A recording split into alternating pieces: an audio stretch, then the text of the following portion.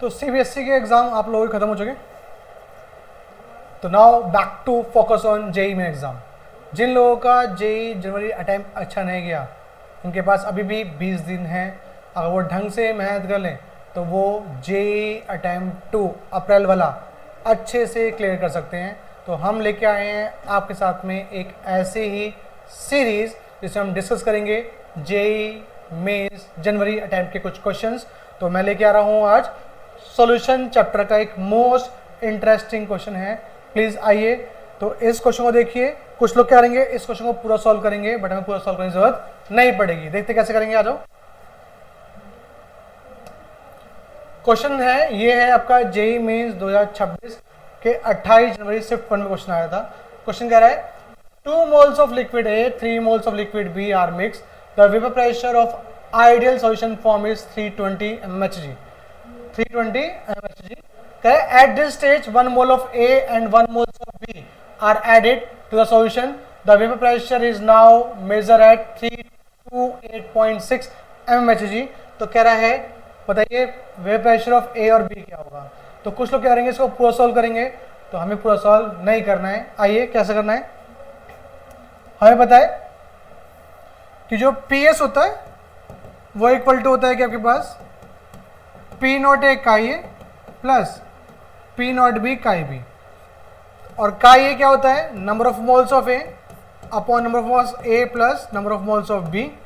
तो mole fraction A क्या जाएगा, ए के मोल्स है हमारे पास 2 अपॉन 2 प्लस 3 कितना हो गया 2/5। ये आ गया काई ए। काई बी क्या होता है भाई 1 माइनस काई ए। तो काई बी कितना आ जाएगा 3/5। इसको पुट कर दो पहले एक्सप्रेशन में। 320 पी नॉट हमें नहीं पता, वही निकालना है क्वेश्चन में, into 2/5 plus P naught B into 3/5। तो इसको इंटू कर दो 5 एलसीएम लेके, तो हो जाएगा 5 into 320, 2 times P naught A 3 times P naught B. तो ये आपके पास आ गया 2 P naught A plus 3 P naught B equal to कितना आना चाहिए भाई 1600 आना चाहिए। केस टू उठा लेते हैं वहां से। करें मैंने अब 1 मोल ऑफ ए ऐड कर दिया extra, 1 mole of B add कर दिया। तो मैं बोलूं काई ए। केस 2 में क्या रहेगा, पहले 2 मोल थे, अब कितने हो गए 3, और बी कितना था 3 थे, अब कितने हो गए 4। कितना हो गया ये 3/7। तो जो आपका काई बी है वो कितना हो जाएगा 4/7। कितना हो जाएगा 4/7। तो यहाँ पे पास क्या है, PS जो है वो क्या है P naught A chi A plus P naught B chi B है। PS है 328.6, P नॉट ए कितना 3/7 प्लस P नॉट बी 4/7। 7 ले लिया आपने एलसीएम, तो 328.6 इंटू 7 इज इक्वल टू आ गया 3 P naught A plus 4 P naught B. 7 से इसकी इंटू कर लो 328 वाले को, तो it's come to be around 230.2 is equal to 3 P naught A plus 4 P naught B.